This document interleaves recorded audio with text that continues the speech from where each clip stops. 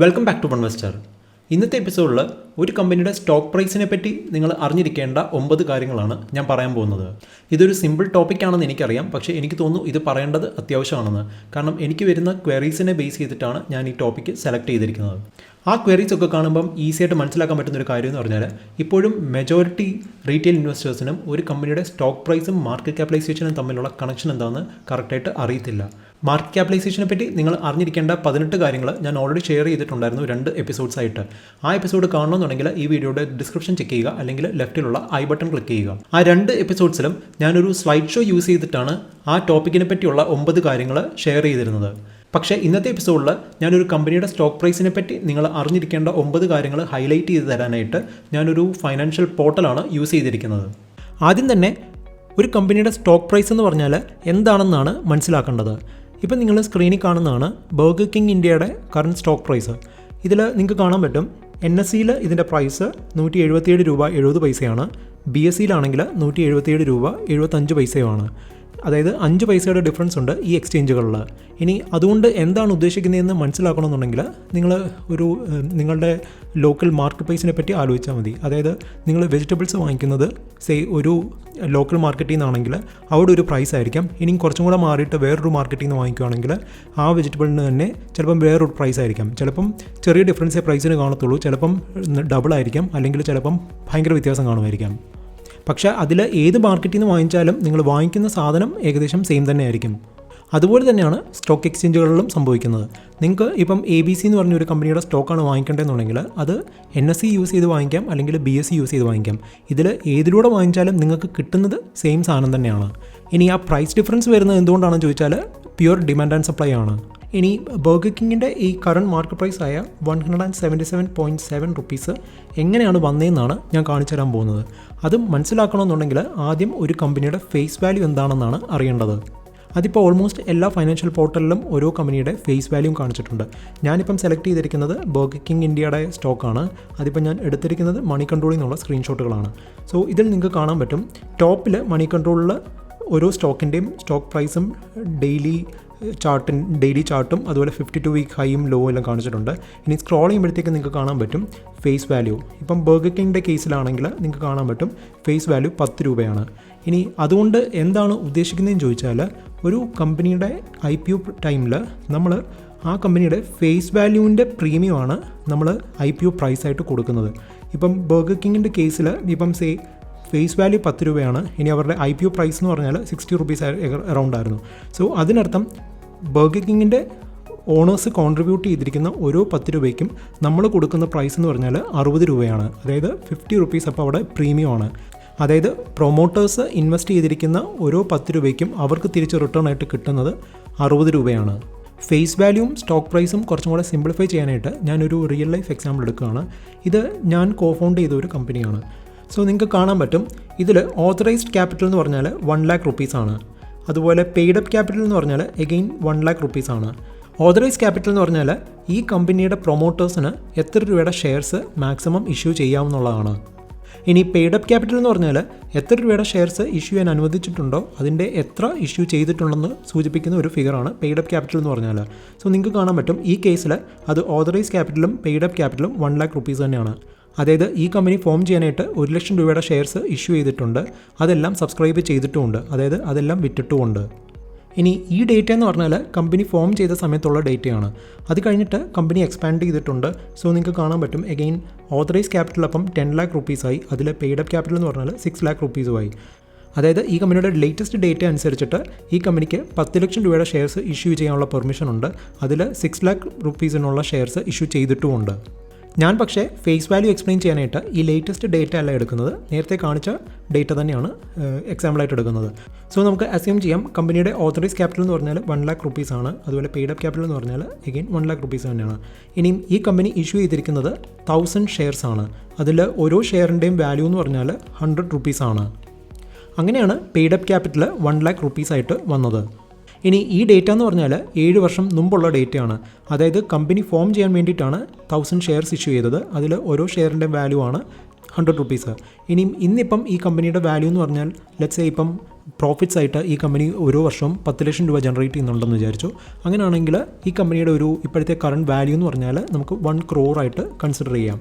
അങ്ങനെയാണെങ്കിൽ ഓരോ ഷെയറിൻ്റെയും വാല്യൂ എന്ന് പറഞ്ഞാൽ ഇപ്പം 10,000 rupees ആയിരിക്കും. അതായത് നേരത്തെ 1000 ഷെയർസ് ആയിരുന്നു കമ്പനിക്ക് ഉണ്ടായിരുന്നത്. ഇപ്പം ആ ഓരോ ഷെയറിൻ്റെയും വാല്യൂ എന്ന് പറഞ്ഞാൽ 10,000 rupees ആണെന്ന് അസ്യൂം ചെയ്തു. അങ്ങനെയാണെങ്കിൽ കമ്പനിയുടെ ഇപ്പോഴത്തെ വാല്യൂ എന്ന് പറഞ്ഞാൽ 1 crore rupees ആണ്. സോ ഞാൻ ആദ്യം പറഞ്ഞ പോലെ തന്നെ ഈ കമ്പനി ഫോം ചെയ്ത സമയത്ത് 1000 ഷെയർസ് ആയിരുന്നു ഇഷ്യൂ ചെയ്തിരുന്നത്. ആ ഓരോ ഷെയറിൻ്റെയും ഫേസ് വാല്യൂ എന്ന് പറഞ്ഞാൽ 100 rupees ആയിരുന്നു. സോ ഇനീഷ്യലി ഈ കമ്പനിയുടെ ക്യാപിറ്റൽ എന്ന് പറഞ്ഞാൽ 1 lakh rupees ആയിരുന്നു. ഇനി 7 വർഷം കഴിഞ്ഞപ്പോൾ ഈ കമ്പനി ഓരോ വർഷവും 10 lakh rupees ആണ് പ്രോഫിറ്റായിട്ട് ജനറേറ്റ് ചെയ്യുന്നത്. സോ ഇപ്പം ഇതിൻ്റെ ഓണേഴ്സ് കാണുന്ന വാല്യൂ എന്ന് പറഞ്ഞാൽ 1 crore ആണ്. അതായത് ഈ കമ്പനി ഒരു വർഷം ഏൺ ചെയ്യുന്ന ഇൻകത്തിൻ്റെ 10 times ആണ് ഈ ഓണേഴ്സ് ഈ കമ്പനിക്ക് വാല്യൂ ഇട്ടിരിക്കുന്നത്. സോ ഞാൻ ആദ്യം പറഞ്ഞതുപോലെ തന്നെ ഈ കമ്പനി ഫോം ചെയ്യാനായിട്ട് 1000 ഷെയർസ് ആണ് ഇഷ്യൂ ചെയ്തത്. ആ ഓരോ ഷെയറിൻ്റെയും ഫേസ് വാല്യൂ എന്ന് പറഞ്ഞാൽ 100 rupees ആയിരുന്നു. പക്ഷേ അത് 7 വർഷം മുമ്പായിരുന്നു. ഇപ്പോൾ പക്ഷേ കമ്പനി എക്സ്പാൻഡ് ചെയ്തു. കമ്പനി ഓരോ വർഷവും 10 lakh rupees പ്രോഫിറ്റ്സ് ആയിട്ട് ജനറേറ്റ് ചെയ്യുന്നുണ്ട്. സോ ഇപ്പം ഈ കമ്പനിയുടെ ഓണേഴ്സ് ഈ കമ്പനിയെ വാല്യൂ ചെയ്തിരിക്കുന്നത് 1 crore rupees ആയിട്ടാണ്. സോ ഇന്ന് ഈ കമ്പനി ഈ 1000 ഷെയർസും ഒരു സ്റ്റോക്ക് എക്സ്ചേഞ്ച് വഴി പബ്ലിക്കിന് വിൽക്കുകയാണെങ്കിൽ ഇതിൻ്റെ പ്രൊമോട്ടേഴ്സ് എക്സ്പെക്ട് ചെയ്യുന്ന പ്രൈസാണ് 1 crore rupees. അങ്ങനെയാണെങ്കിൽ ഈ 1000 ഷെയർസിനും വാല്യൂ ചെയ്തിരിക്കുന്നത് 10,000 rupees ആണ് ഒരു ഷെയറിന്. സോ ഇതിൻ്റെ പ്രൊമോട്ടേഴ്സിന് 1 crore rupees ആണ് റിട്ടേൺസ് ആയിട്ട് തിരിച്ചു കിട്ടുന്നത്. പക്ഷേ അവരുടെ ഇനീഷ്യൽ ഇൻവെസ്റ്റ്മെൻറ്റ് എന്ന് പറഞ്ഞാൽ ഞാൻ ആദ്യം പറഞ്ഞ പോലെ തന്നെ 1000 ഷെയർസ് ഇൻറ്റു 100 rupees ആണ്. അതായത് 1 lakh rupees ആയിരുന്നു ഇനീഷ്യൽ ക്യാപിറ്റൽ എന്ന് പറഞ്ഞാൽ. ആ 1 lakhന് പ്രൊമോട്ടേഴ്സിന് കിട്ടുന്ന റിട്ടേൺസ് ആണ് ഈ 1 crore എന്ന് പറയുന്നത് 7 വർഷം കഴിയുമ്പോഴത്തേക്ക്. ഇനി ഞാൻ ബർഗർ കിങ്ങിൻ്റെ IPO യൂസ് ചെയ്തിട്ട് ഫേസ് വാല്യൂ ഒന്നുകൂടെ എക്സ്പ്ലെയിൻ ചെയ്ത് തരാം. ഇതാണ് ബർഗർ കിങ്ങിൻ്റെ IPOയുടെ ഡീറ്റെയിൽസ് എന്ന് പറഞ്ഞാൽ. നിങ്ങൾക്ക് കാണാൻ പറ്റും ഇവരുടെയും ഒരു ഷെയറിൻ്റെ ഫേസ് വാല്യൂ എന്ന് പറഞ്ഞാൽ 10 rupees ആയിരുന്നു. ഇനിയും IPO പ്രൈസ് എന്ന് പറഞ്ഞാൽ 60 rupees ആയിരുന്നു. ഇനിയും ഇവരുടെ മാർക്കറ്റ് ലോട്ട് എന്ന് പറഞ്ഞാൽ 250. അതായത് മിനിമം നമുക്ക് 250 ഷെയർസേ വാങ്ങിക്കാനൊക്കത്തുള്ളൂ IPO ടൈമിൽ. ഇനിയും അതുപോലെ നിങ്ങൾക്ക് കാണാൻ പറ്റും ഇഷ്യൂ സൈസ് എന്ന് പറഞ്ഞാൽ 135 million ഷെയർസ് ആണ്. അതായത് 13.5 കോടി ഷെയർസ് ആണ് ഇവർ ഇഷ്യൂ ചെയ്തത്. അതിൽ ഓരോ ഷെയറിൻ്റെയും ഫേസ് വാല്യൂ എന്ന് പറഞ്ഞാൽ 10 rupees ആണ്. ഇനി ആ ഓരോ 10 രൂപയുടെ ഷെയർസും ഇവർ വിൽക്കുന്നത് ഈ 60 രൂപയ്ക്കാണ്. സോ ഈ കമ്പനി IPO വഴി ടോട്ടലി റേസ് ചെയ്യുന്നത് 810 crores ആണ്. അതിൽ ഫ്രഷ് ഇഷ്യൂ എന്ന് പറഞ്ഞാൽ 450 crores ഓഫർ ഫോർ സെയിൽ എന്ന് പറഞ്ഞാൽ 360 crores ആണ്. ഇനി അതിൻ്റെ അർത്ഥം ഈ കമ്പനിയുടെ എക്സിസ്റ്റിംഗ് പ്രൊമോട്ടേഴ്സ് പബ്ലിക്കിന് വിൽക്കുന്ന ഷെയർസാണ് ഈ ഓഫർ ഫോർ സെയിൽ എന്ന് പറഞ്ഞാൽ. ഇനി ഫ്രഷ് ഇഷ്യൂ എന്ന് പറഞ്ഞാൽ കമ്പനിക്ക് എക്സ്പാൻഷന് വേണ്ടിയിട്ട് കമ്പനി റേസ് ചെയ്യുന്ന പൈസയാണ് ഈ ഫ്രഷ് ഇഷ്യൂ എന്ന് പറഞ്ഞാൽ. സോ ഈ 450 crores എന്ന് പറഞ്ഞാൽ കമ്പനിയിൽ റീറ്റെയിൻ ചെയ്യും. ഈ 360 crores എന്ന് പറഞ്ഞാൽ ഇതിൻ്റെ ഓണേഴ്സിന് അതായത് പ്രൊമോട്ടേഴ്സിന് ക്യാഷായിട്ട് കിട്ടുന്ന ഒരു എമൗണ്ടാണ്. ഈ ഓഫർ ഫോർ സെയിലിൻ്റെ വാല്യൂ എത്രയാണെന്ന് പറഞ്ഞാൽ അത്. സോ ഈ IPO വഴി ബർഗർ കിങ് റേസ് ചെയ്തത് 810 crores ആണ്. അതിൽ 450 crores ഫ്രഷ് ഇഷ്യൂ ആണ്. അതായത് പുതിയ ഷെയർസ് ഇഷ്യൂ ചെയ്തിട്ടാണ് 450 crores റേസ് ചെയ്തത്. സോ ആ ക്യാഷ് കമ്പനിയുടെ ബാങ്ക് അക്കൗണ്ടിലോട്ട് തന്നെയാണ് പോകുന്നത്. ഇനി 360 crores എന്ന് പറഞ്ഞാൽ ഓഫർ ഫോർ സെയിലാണ്. അതായത് ഈ കമ്പനിയുടെ പ്രൊമോട്ടേഴ്സ് അവരുടെ ഷെയർസ് വിറ്റിട്ട് പബ്ലിക്കിന് വിറ്റിട്ട് റേസ് ചെയ്ത ക്യാഷാണ് 360 crores. സോ ആ ക്യാഷ് കമ്പനിയിലോട്ടല്ല പോകുന്നത്, അത് ആ പ്രൊമോട്ടേഴ്സിനാണ് പോകുന്നത്. സോ അവർ ഇൻവെസ്റ്റ് ചെയ്ത ഓരോ 10 രൂപയ്ക്കും അവർക്ക് കിട്ടിയ റിട്ടേൺസ് ആണ് ഈ 60 rupees എന്ന് പറഞ്ഞാൽ. അതുപോലെ ഈ IPO വഴി പ്രൊമോട്ടേഴ്സ് അവരുടെ കുറച്ച് ഷെയർസ് വിറ്റുകൊണ്ട് അവരുടെ ഷെയർ ഹോൾഡിങ്സ് IPO കഴിയുമ്പോഴത്തേക്ക് ഡൈല്യൂട്ട് ആകും, അതായത് താഴും. സോ നിങ്ങൾക്ക് കാണാൻ പറ്റും IPOയുടെ മുമ്പ് പ്രൊമോട്ടേഴ്സിന് 99.39% സ്റ്റേക്ക് ഉണ്ടായിരുന്നു ഈ കമ്പനിയിൽ. പക്ഷേ IPO കഴിഞ്ഞപ്പോഴത്തേക്ക് 60.08% ആയിട്ട് കുറഞ്ഞു. അതുപോലെ ഞാൻ നേരത്തെ പറഞ്ഞ പോലെ തന്നെ IPOയുടെ പ്രൈസ് എന്ന് പറഞ്ഞാൽ 60 rupees ആയിരുന്നു. അതായത് ഒരു ഷെയറിന് ഫേസ് വാല്യൂ എന്ന് പറഞ്ഞാൽ 10 rupees ആണ്. ആ 10 രൂപയുടെ ഷെയറാണ് IPOയിലൂടെ പബ്ലിക്കിന് 60 rupeesന് വിറ്റിരിക്കുന്നത്. ഇനി അത് സ്റ്റോക്ക് എക്സ്ചേഞ്ചിൽ ലിസ്റ്റ് ചെയ്തപ്പോഴത്തേക്ക് ആദ്യത്തെ ദിവസത്തെ ക്ലോസിംഗ് പ്രൈസ് എന്ന് പറഞ്ഞാൽ 138.4 rupees ആണ്. ഇനി അതിൻ്റെ അർത്ഥം എന്ന് പറഞ്ഞാൽ ഈ IPO വഴി കമ്പനി റേസ് ചെയ്തിരിക്കുന്നത് 60 rupeesനാണ് പൈസ. പക്ഷേ അത് സ്റ്റോക്ക് എക്സ്ചേഞ്ചിൽ ലിസ്റ്റ് ചെയ്തപ്പോഴത്തേക്ക് ആ 60 രൂപയാണ് 138 rupees ആയിട്ട് മാറിയത്. അതെന്ന് പറഞ്ഞാൽ പിന്നെ ഡിമാൻഡ് ആൻഡ് സപ്ലൈ ആണ്. അതായത് ഈ കമ്പനി സ്റ്റോക്ക് എക്സ്ചേഞ്ചിൽ ലിസ്റ്റ് ചെയ്ത് കഴിഞ്ഞപ്പോഴത്തേക്ക് ഈ കമ്പനിയുടെ ഷെയർസിന് ഡിമാൻഡ് ഉണ്ടായിരുന്നു. അതുകൊണ്ട് തന്നെ ഈ 60 രൂപയ്ക്ക് പകരം ഹയർ പ്രൈസ് സ്പെൻഡ് ചെയ്യാനായിട്ട് ഇൻവെസ്റ്റേഴ്സ് റെഡിയായി. അതുകൊണ്ട് തന്നെയാണ് ഈ 60 രൂപയാണ് പിന്നെ 138 രൂപ 40 പൈസയായിട്ട് മാറിയത്. ഇനി അത് പിന്നെയും കൂടുകയും കുറയുകയും ചെയ്തുകൊണ്ടിരിക്കും ഈ ഷെയർസിൻ്റെ ഡിമാൻഡും സപ്ലൈ അനുസരിച്ചിട്ട്. ഇനി ആ ഡിമാൻഡ് ആൻഡ് സപ്ലൈ എങ്ങനെയാണ് വർക്ക് ചെയ്യുന്നതെന്ന് ചോദിച്ചാൽ ഈ എക്സാമ്പിൾ ചെക്ക് ചെയ്താൽ മതി. ഇതിൽ നിങ്ങൾക്ക് കാണാൻ പറ്റും പേജ് ഇൻഡസ്ട്രീസിൻ്റെ IPOയും റിലയൻസ് പവറിൻ്റെ IPOയുടെ ഡീറ്റെയിൽസുമാണ്. സോ നിങ്ങൾക്ക് കാണാൻ പറ്റും പേജ് ഇൻഡസ്ട്രീസിൻ്റെ IPO പ്രൈസ് എന്ന് പറഞ്ഞാൽ 360 റുപ്പീസ് ആയിരുന്നു.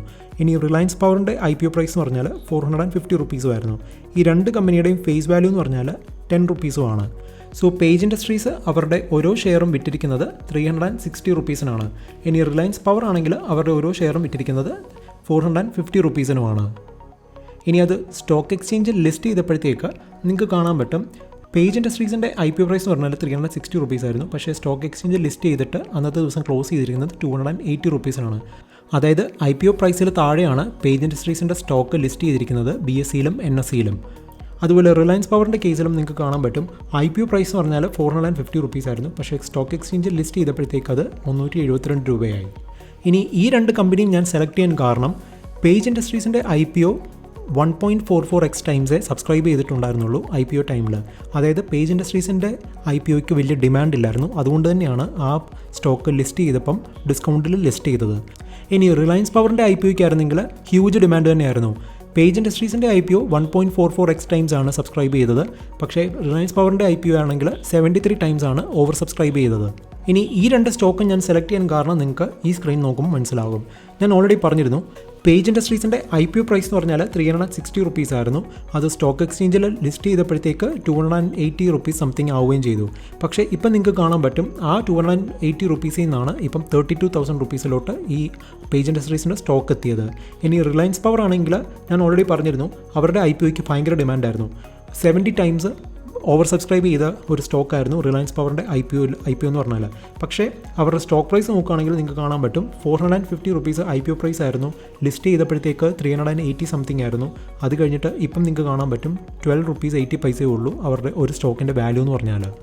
സോ ലോങ് ടേമിൽ ഒരു സ്റ്റോക്കിൻ്റെ പ്രൈസ് എങ്ങനെയാണ് മുകളിലോട്ടും താഴോട്ടും പോകുന്നതെന്നുള്ളത് നിങ്ങൾക്ക് ഈ ചാർട്ട് നോക്കുമ്പോൾ മനസ്സിലാകും. ഇതിൽ നിങ്ങൾക്ക് കാണാൻ പറ്റും പേജ് ഇൻഡസ്ട്രീസിൻ്റെ 2010 പ്രോഫിറ്റ് എന്ന് പറഞ്ഞാൽ 40 crores ആയിരുന്നു. അത് കഴിഞ്ഞത് 59 ആയി, പിന്നെ 90 ആയി, 113 ആയി, 154 ആയി, 196 ആയി, 232 ആയി, പിന്നെ 347 ആയി, 343 ആയി, 341 ആയി. സോ ഓരോ വർഷവും ആവറേജ് ആയിട്ട് ഗ്രോ ചെയ്യുന്നുണ്ടായിരുന്നു. സോ നിങ്ങൾക്ക് നോക്കുമ്പോൾ കാണാൻ പറ്റും അവരുടെ പ്രോഫിറ്റ് ഗ്രോത്ത് എന്ന് പറഞ്ഞാൽ ലാസ്റ്റ് ഒരു 10 ഇയേഴ്സ് നോക്കിയാൽ 19% ഉണ്ട്. സെയിൽസ് ഗ്രോത്ത് നോക്കിയാലും 19% ഉണ്ട്. സ്റ്റോക്കിൻ്റെ റിട്ടേൺസ് എന്ന് പറഞ്ഞാൽ അതിൽ കൂടുതലാണ്. അതായത് ഓൾമോസ്റ്റ് 30% റിട്ടേൺസും ഈ സ്റ്റോക്ക് ഡെലിവർ ചെയ്തിട്ടുണ്ട്.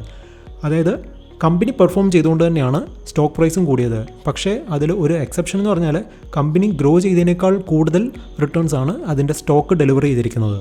ഇനി റിലയൻസ് പവർ നോക്കുകയാണെങ്കിൽ എഗെയിൻ നിങ്ങൾക്ക് കാണാൻ പറ്റും അവർ റിപ്പോർട്ട് ചെയ്തിരിക്കുന്ന നമ്പേഴ്സ് എന്ന് പറഞ്ഞാൽ ആദ്യം 684 crores ആയിരുന്നു, പിന്നെ അത് 760 ആയി, 860 ആയി, 1000 ആയി, പിന്നെ കുറച്ച് വർഷങ്ങൾ 1000 തന്നെ ആയിരുന്നു. അത് കഴിഞ്ഞ് പിന്നെ താഴാൻ തുടങ്ങി 800 ആയി, പിന്നെ ഒരു 1000 വന്നു, 800 ആയി, പിന്നെ ദാണ്ട് വലിയ ലോസസ് ആണ് പോസ്റ്റ് ചെയ്തുകൊണ്ടിരിക്കുന്നത്. അതുകൊണ്ട് തന്നെയാണ് അവരുടെ സ്റ്റോക്ക് പ്രൈസും താഴോട്ട് തന്നെ പോയിക്കൊണ്ടിരിക്കുന്നത്. എഗെയിൻ നിങ്ങൾക്ക് ഇവരുടെ റേഷ്യോ നോക്കിയാൽ കാണാൻ പറ്റും അവരുടെ പ്രോഫിറ്റ് ഗ്രോ ചെയ്തിരിക്കുന്നത് -2%ലാണ്. സെയിൽസ് പക്ഷേ 22% കാണിച്ചിട്ടുണ്ട്. പക്ഷേ അതിൽ വലിയ കാര്യമില്ല. പക്ഷേ പ്രോഫിറ്റായിട്ട് അവരൊന്നും ജനറേറ്റ് ചെയ്തിട്ടുമില്ല, ഡിവിഡൻഡായിട്ടും ഒന്നും പേ ചെയ്തിട്ടില്ല. സോ അതുകൊണ്ട് തന്നെയാണ് റിലയൻസ് പവറിൻ്റെ സ്റ്റോക്ക് താഴോട്ട് തന്നെ പൊയ്ക്കൊണ്ടിരിക്കുന്നത്. ഞാൻ ഈ രണ്ട് സ്റ്റോക്ക് തന്നെ സെലക്ട് ചെയ്യാൻ കാരണം ഇതിൽ റിലയൻസ് പവറിൻ്റെ IPOയ്ക്ക് ഭയങ്കര ഹൈപ്പായിരുന്നു ആ സമയത്ത്. പക്ഷേ പേജ് ഇൻഡസ്ട്രീസിൻ്റെ IPOയ്ക്ക് ആണെങ്കിൽ വലിയ ഡിമാൻഡും ഇല്ലായിരുന്നു. പക്ഷേ ലോങ് ടേമിൽ നന്നായിട്ട് പെർഫോം ചെയ്തത്, അതായത് സ്റ്റോക്ക് ആണെങ്കിലും ശരി കമ്പനി ആണെങ്കിലും ശരി പെർഫോം ചെയ്തിരിക്കുന്നത് അതിൽ IPOയ്ക്ക് വലിയ ഡിമാൻഡ് ഇല്ലായിരുന്ന ആ പേജ് ഇൻഡസ്ട്രീസ് തന്നെയാണ്. ഒരു കമ്പനിയുടെ IPO ടൈമിൽ ആ കമ്പനിയുടെ IPO പ്രൈസ് ഡിസൈഡ് ചെയ്യുന്നത് ആ കമ്പനിയും അല്ലെങ്കിൽ ആ കമ്പനി കൺസൾട്ട് ചെയ്യുന്ന ഇൻവെസ്റ്റ്മെൻറ്റ് ബാങ്കുമാണ്. പക്ഷേ ആ കമ്പനി സ്റ്റോക്ക് എക്സ്ചേഞ്ചിൽ ലിസ്റ്റ് ചെയ്ത് കഴിയുമ്പോഴത്തേക്ക് പിന്നെ ആ കമ്പനിയുടെ സ്റ്റോക്ക് പ്രൈസ് ഡിസൈഡ് ചെയ്യുന്നത് ഡിമാൻഡ് ആൻഡ് സപ്ലൈ ആണ്. സോ അതെങ്ങനെയാണെന്നാണ് ഞാൻ ഇനി കാണിച്ചു തരാൻ പോകുന്നത്. ഇപ്പോൾ നിങ്ങൾക്ക് കാണാൻ പറ്റും ഞാനിപ്പം സെലക്ട് ചെയ്തിരിക്കുന്ന സ്റ്റോക്ക് സൊമാറ്റോയുടെ സ്റ്റോക്കാണ്. സൊമാറ്റോ എന്ന് പറഞ്ഞാൽ റീസെൻ്റ്ലി ലിസ്റ്റ് ചെയ്ത ഒരു കമ്പനിയാണ്. നിങ്ങൾക്ക് ഓൾറെഡി അറിയായിരിക്കും ഇവരുടെ IPO പ്രൈസ് എന്ന് പറഞ്ഞാൽ 76 റുപ്പീസ് ആയിരുന്നു. ഇപ്പം നിങ്ങൾക്ക് കാണാൻ പറ്റും ഇവരുടെ കറൻറ്റ് മാർക്ക് പ്രൈസ് എന്ന് പറഞ്ഞാൽ 131.35 റുപ്പീസുമാണ്. അതുപോലെ നിങ്ങൾക്ക് കാണാൻ പറ്റും ഈ ഡേറ്റിൽ സൊമാറ്റോയുടെ സ്റ്റോക്ക് ട്രേഡ് ചെയ്തിരിക്കുന്നത് 130.10 റുപ്പീസിൻ്റെയും 136.2 റുപ്പീസിൻ്റെ ഇടയിലാണ്. ഇനി അതെങ്ങനെയാണ് വർക്ക് ചെയ്യുന്നതെന്ന് മനസ്സിലാക്കണമെന്നുണ്ടെങ്കിൽ ഇവരുടെ മാർക്കറ്റ് ഡെപ്ത് നോക്കിയാൽ മതി. അതിപ്പം ഏത് ഫൈനാൻഷ്യൽ പോർട്ടലിലും അത് അവൈലബിൾ ആണ്. സോ അവരുടെ ബിഡ് ആൻഡ് ആസ്ക് നോക്കിയാൽ മതി. അത് ക്ലിക്ക് ചെയ്യുമ്പോഴത്തേക്ക് നിങ്ങൾക്ക് ഇതുപോലൊരു ഡേറ്റയാണ് അല്ലെങ്കിൽ ഒരു ടേബിൾ ആയിരിക്കും കാണുന്നത്. ഇതിൽ ബൈ സൈഡിൽ കാണിച്ചിരിക്കുന്ന ഡേറ്റ എന്ന് പറഞ്ഞാൽ ഈ സ്റ്റോക്ക് വാങ്ങിക്കാൻ താല്പര്യമുള്ളവർ പ്ലേസ് ചെയ്തിരിക്കുന്ന ഓർഡേഴ്സും, അതുപോലെ സെൽ സൈഡിൽ കാണിച്ചിരിക്കുന്ന ഡേറ്റ എന്ന് പറഞ്ഞാൽ ഈ സ്റ്റോക്ക് വിൽക്കാൻ താല്പര്യമുള്ളവർ പ്ലേസ് ചെയ്തിരിക്കുന്ന ഓർഡേഴ്സുമാണ്. സോ നിങ്ങൾക്ക് കാണാൻ പറ്റും ബൈ സൈഡിൽ 8866 ക്വാണ്ടിറ്റി 131.7 റുപ്പീസിന് മേടിക്കാനായിട്ട് ആൾക്കാരുണ്ട്. അതുപോലെ സെൽ സൈഡിലാണെങ്കിൽ 131.75 റുപ്പീസിന് വിൽക്കാനായിട്ട് 1160 ക്വാണ്ടിറ്റി അവൈലബിൾ ആണ്. ഇനി ഇത് തമ്മിൽ എപ്പോൾ മാച്ച് ആവുന്നോ അപ്പോഴാണ് ട്രേഡിംഗ് നടക്കുന്നത്, അല്ലെങ്കിൽ ഒരു ട്രേഡ് എക്സിക്യൂട്ട് ആവുന്നത്. ഇനി അടുത്ത കാര്യം എന്ന് പറഞ്ഞാൽ ഓരോ സ്റ്റോക്കിൻ്റെയും ഇൻട്രാഡേയിലെ പ്രൈസ് ബാൻഡാണ്. ഇനിയും സൊമാറ്റോയുടെ കേസിൽ നിങ്ങൾക്ക് കാണാൻ പറ്റും ഇതിൽ അപ്പർ സർക്യൂട്ട് ലിമിറ്റ് എന്ന് പറഞ്ഞാൽ 161.9 റുപ്പീസും ലോവർ സർക്യൂട്ട് ലിമിറ്റ് എന്ന് പറഞ്ഞാൽ 108 റുപ്പീസുമാണ്. അതായത് ഇന്നത്തെ ദിവസം സൊമാറ്റോയുടെ സ്റ്റോക്കിന് ഈ പ്രൈസ് റേഞ്ചിൽ ട്രേഡ് ചെയ്യാൻ പറ്റത്തുള്ളൂ. അത് സെറ്റ് ചെയ്തിരിക്കുന്നത് സെബിയാണ്.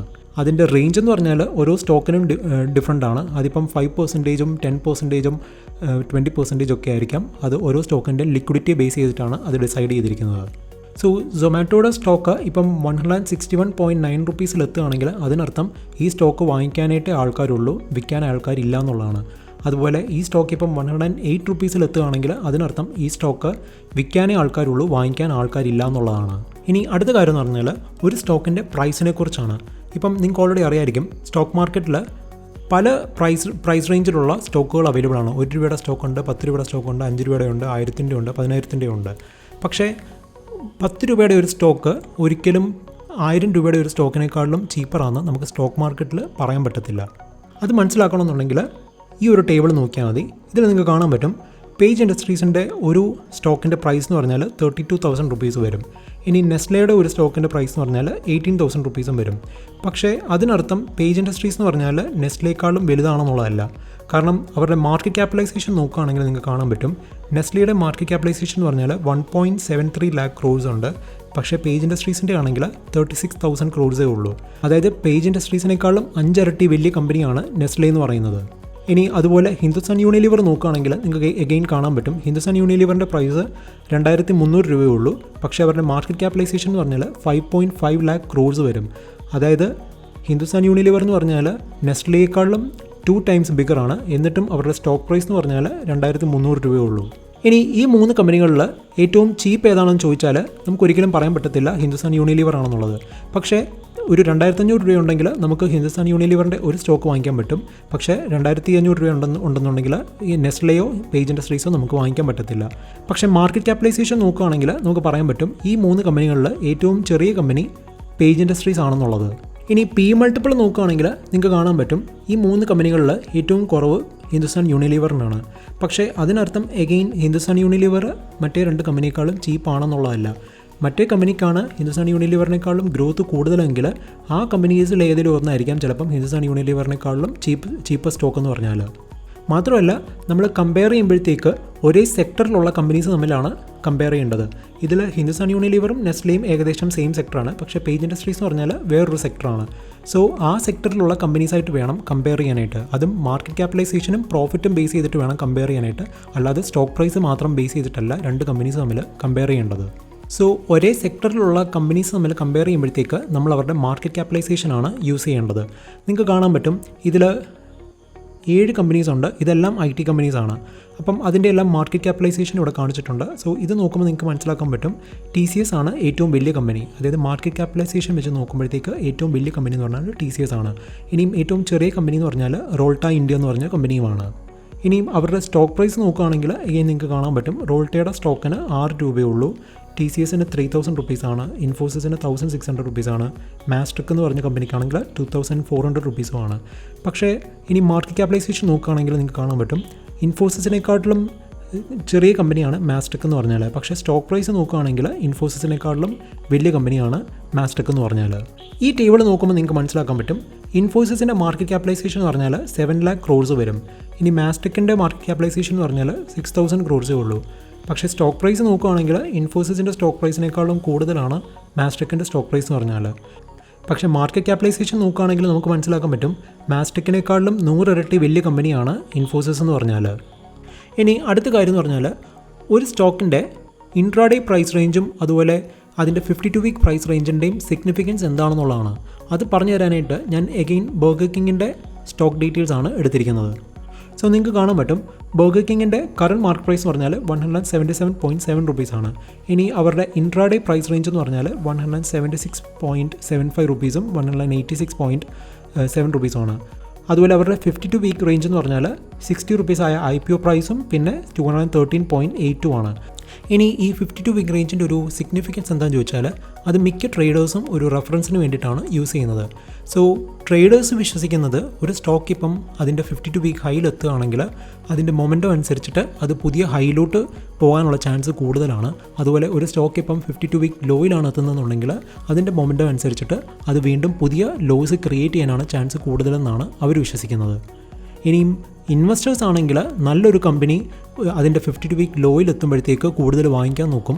അതുപോലെ നല്ലൊരു കമ്പനി ഇപ്പം അതിൻ്റെ 52 വീക്ക് ഹൈയിലെത്തുമ്പോഴത്തേക്ക് അവർ സെല്ല് ചെയ്യാനും തുടങ്ങും. എൻ്റെ അപ്കമിങ് എപ്പിസോഡിൽ സ്റ്റോക്ക് മാർക്കറ്റിൽ അപ്പർ സർക്യൂട്ടും ലോവർ സർക്യൂട്ടും എന്താണെന്നും അതിൻ്റെ സിഗ്നിഫിക്കൻസ് എന്താണെന്നുമാണ് ഞാൻ പറയാൻ പോകുന്നത്. ഈ എപ്പിസോഡ് നിങ്ങൾക്ക് യൂസ്ഫുൾ ആയിട്ട് തോന്നിയിട്ടുണ്ടെങ്കിൽ ലൈക്ക് ചെയ്യുക അല്ലെങ്കിൽ ഡിസ്ലൈക്ക് ചെയ്യുക. So good bye until the next episode.